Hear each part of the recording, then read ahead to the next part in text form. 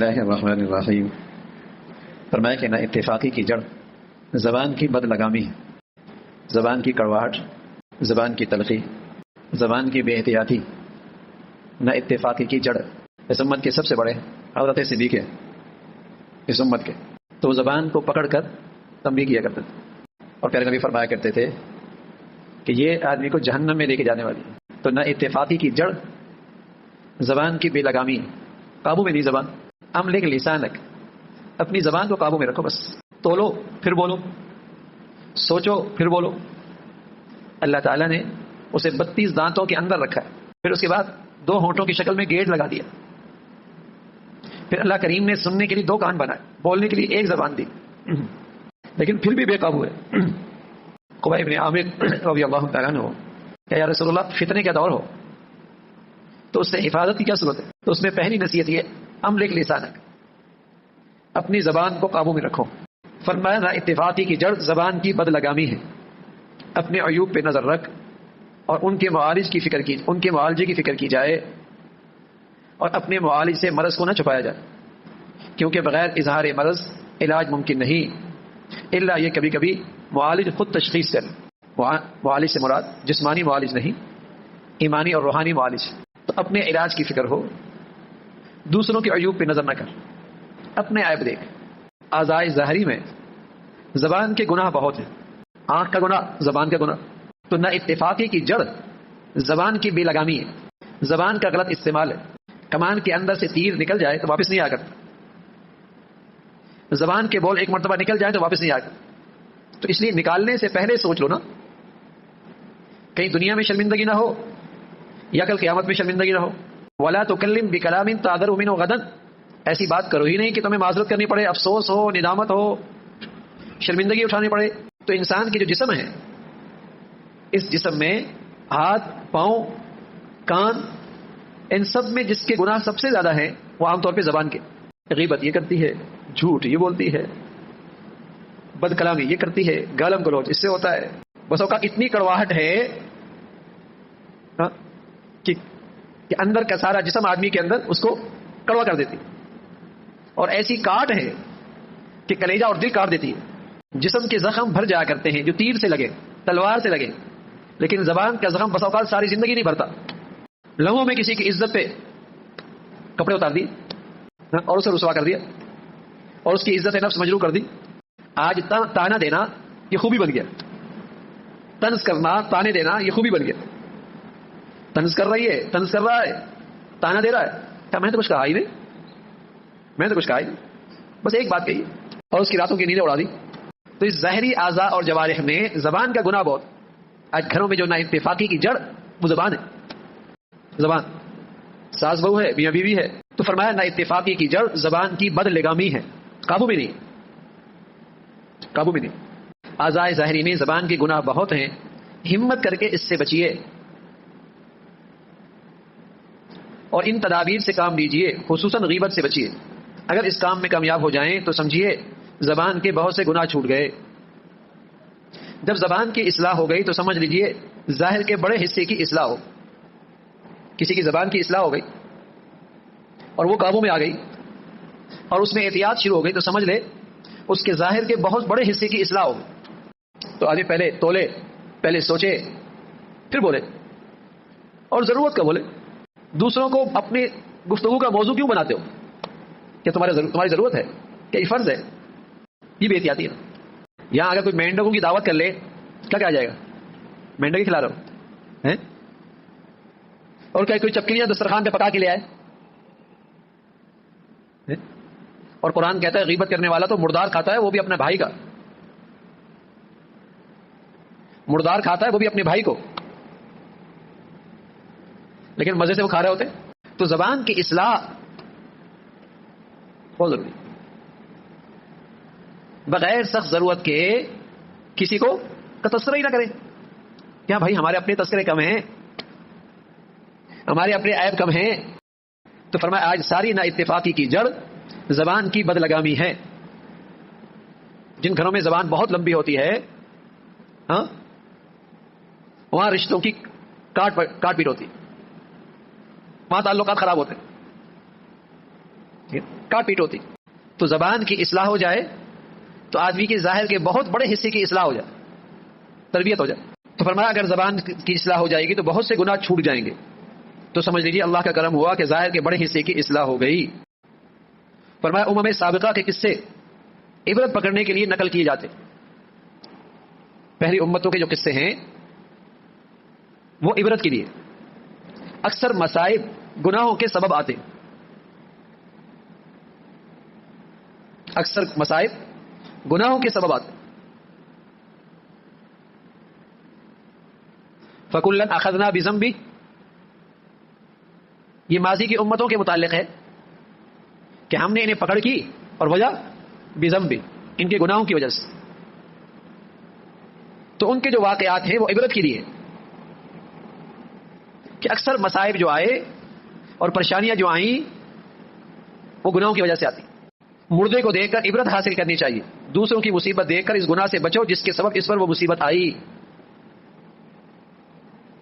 تو دوسروں سے عبرت پکڑنی چاہیے.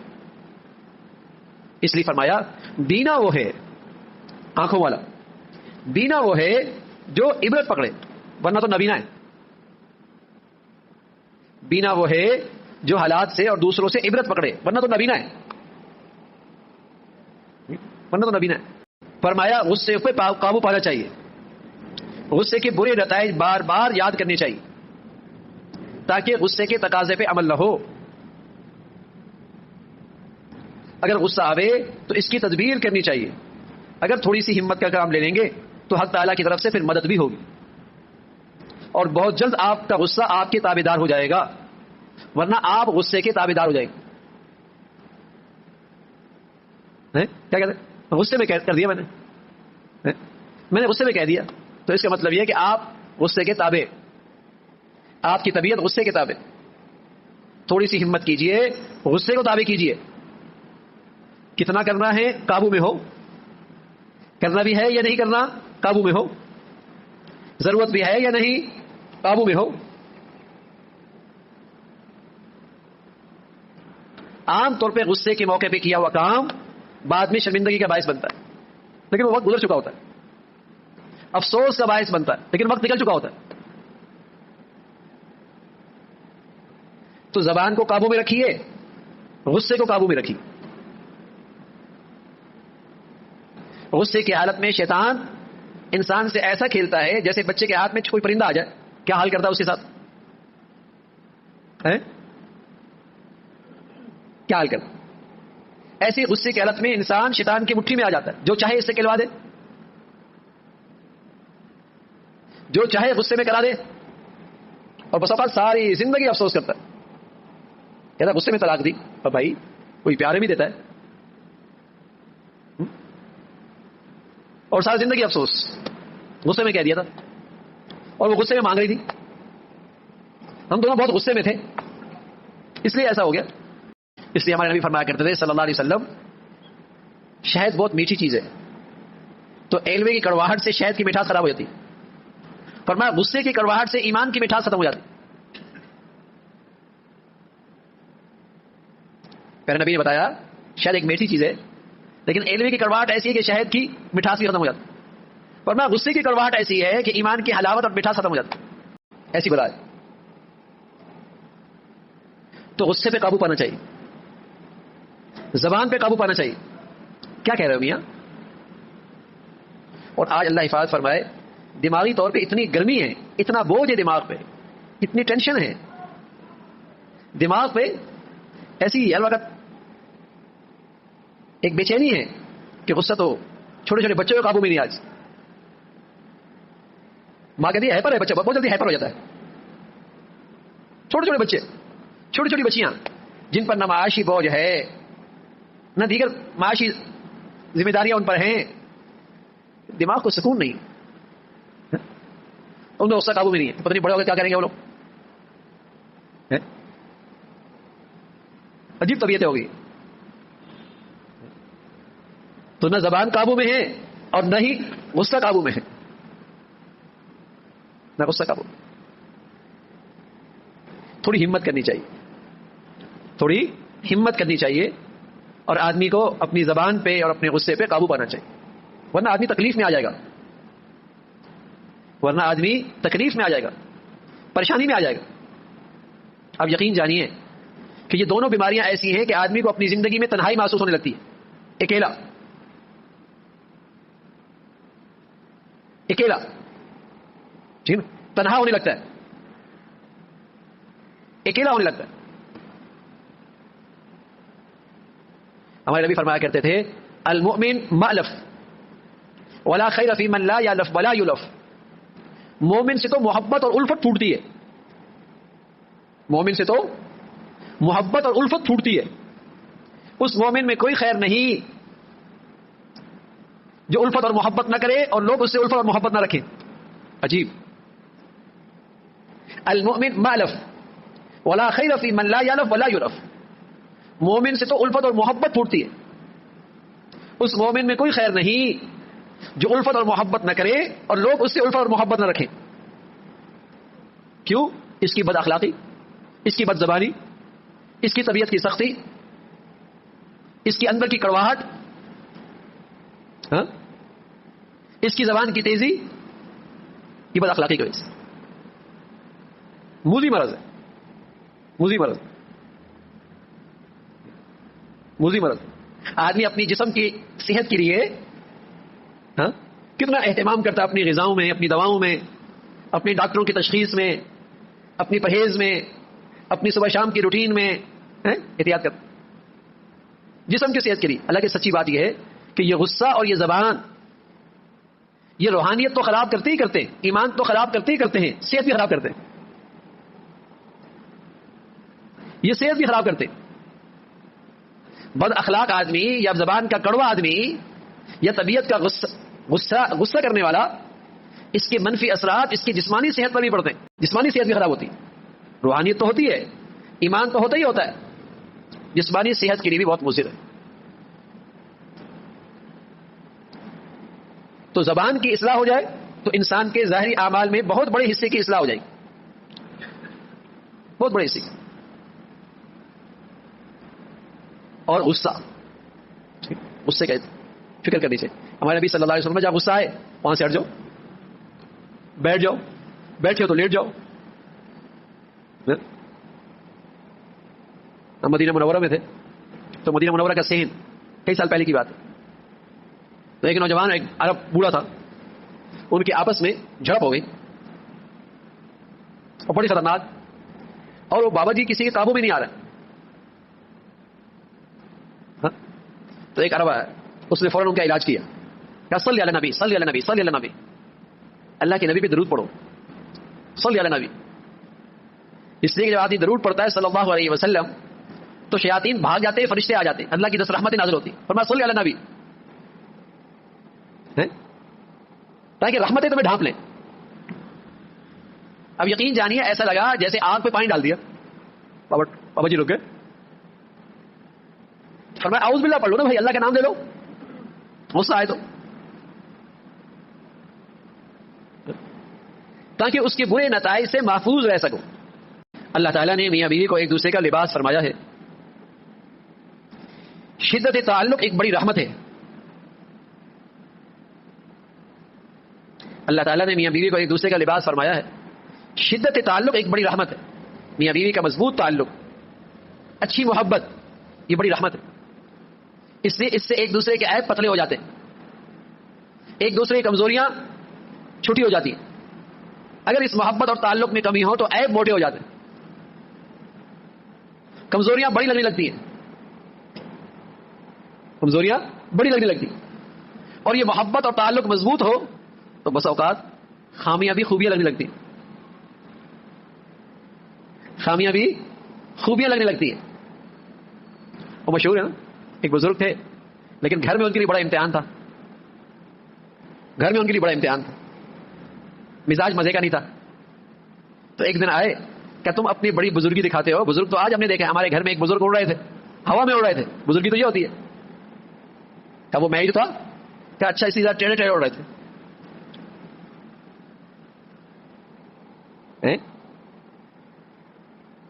تو محبت اور تعلق میں شدت ہو، یہ اللہ کی رحمت ہوتی ہے.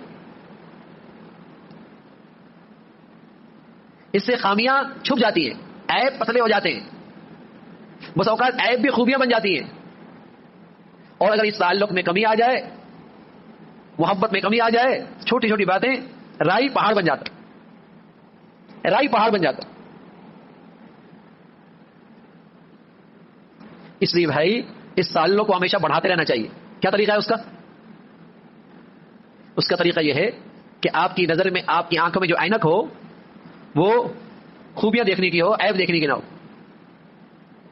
عیب سے دنیا میں کوئی خالی نہیں ہے، لیکن آپ ایسی عینک پہنے کہ آپ کو خوبیاں نظر آئیں. بس گلاب کے پھول کے ساتھ کانٹا ہوگا، لیکن آپ اس کی خوبی دیکھیں کہ کتنا خوبصورت پھول ہے اور اللہ نے کانٹا بھی پیدا کر دیا اس کی حفاظت کے لیے.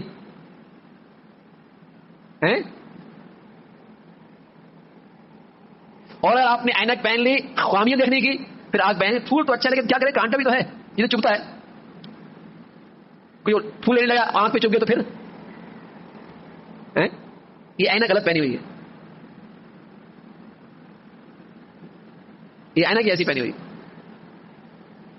تو خوبیاں دیکھتے رہا کر، خامیوں سے کوئی خالی نہیں ہے. تو اس سے گھر کا ماحول سازگار رہتا ہے، اس سے گھر میں سکون رہتا ہے، اس سے گھر کا ماحول اچھا رہتا ہے. خوبیاں دیکھیں. لیکن جب سے مصیبت موبائل آئی ہے نا، تو مشہور ہے نا، دور کے ڈھول سوانے، اچھی اچھی چیزیں نظر آتی ہیں، لیکن پتہ نہیں کیا کچرا ہے، پتہ نہیں کیا کچرا بھرا ہوا ہے، لیکن دور کی چیزیں اچھی لگتی. تو نظروں کی حفاظت ہو، گھر کے اندر خوبیاں دیکھیں، ٹھیک ہے، تب یہ محبتیں اور یہ تعلق میں مضبوطی آتی. فرمایا اللہ تعالیٰ نے میاں بیوی کے ایک دوسرے کا لباس فرمایا ہے. شدت تعلق اور محبت ایک بڑی رحمت ہے، کیونکہ ضابطے کے تعلق سے حقوق ادا نہیں ہو سکتے، بلکہ حقوق تو ادا ہوتے ہیں آسانی سے محبت کی وجہ سے. ضابطے کا تعلق ہے، نکاح جو ہو گیا چلو میاں بیوی ہے، ٹھیک ہے، اس سے حقوق ادا نہیں ہوتے. حقوق ادا کرنے میں جو سہولت ہوتی ہے وہ محبت سے ہوتی، وہ محبت سے. تو اللہ تعالیٰ بھائی ہمیں دین کی صحیح سمجھ نصیب فرمائے. اللہ تعالیٰ ہمارا ظاہر باطن اپنی پسند کا فرمائے، اور ہماری ہر قسم کی اخلاقی کمزوریوں کو اس سے ہم سب کو محفوظ فرمائے. اللهم لك الحمد كله ولك الشكر كله. اللهم اعنا على ذكرك وشكرك وحسن عبادتك. اللهم اعنا على ذكرك وشكرك وحسن عبادتك. اللهم اعنا على ذكرك وشكرك وحسن عبادتك. يا حي يا قيوم برحمتك نستغيث اصلح لنا شأننا كله ولا تكلنا الى انفسنا طرفة عين. یا ارحم الراحمین ہم سب کو اپنی پسند کا جینا نصیب فرما، اپنی پسند والی زندگی نصیب فرما، خاتمہ کامل ایمان پہ فرما. ہمیں ہر قسم کی ظاہری باطنی بیماریوں سے محفوظ فرما، روحانی جسمانی صحت عطا فرما. ہر آنے والا دن ایمان صحت کے لحاظ سے بڑھیا نصیب فرما، ہر آنے والا دن ایمان عافیت کے لحاظ سے بڑھیا نصیب فرما. یا ارحم الراحمین ہم سب کو ہر قسم کی شرمندگی سے محفوظ فرما. یا ارحم الراحمین ہم سب کو ہر قسم کی نعمتوں کے چھن جانے سے محفوظ فرما. یا ارحم الراحمین ہماری دینی ایمانی زندگی میں ترقی عطا فرما. اے مولا کریم اپنا سچا تعلق عطا فرما، اپنی رضا والی زندگی نصیب فرما. ہمیں اپنے گھروں کا ماحول سکون والا عطا فرما، محبت والا عطا فرما، اعتماد والا عطا فرما، اچھے اخلاق والی گھروں کی زندگی نصیب فرما. ہر قسم کی زبان کی کوتاہیوں سے اور زبان کی کڑواہٹ سے اور زبان کی بے لگامی سے ہم سب کو محفوظ فرما. اے مولا کریم پیارے نبی صلی اللہ علیہ وسلم کے اخلاق کا حصہ نصیب فرما. مولا کریم ہمیں سلامتی عطا فرما، پوری امت مسلمہ کو سلامتی عطا فرما. وصلی اللہ علی سیدنا محمد وعلی آلہ واصحابہ اجمعین برحمتہ.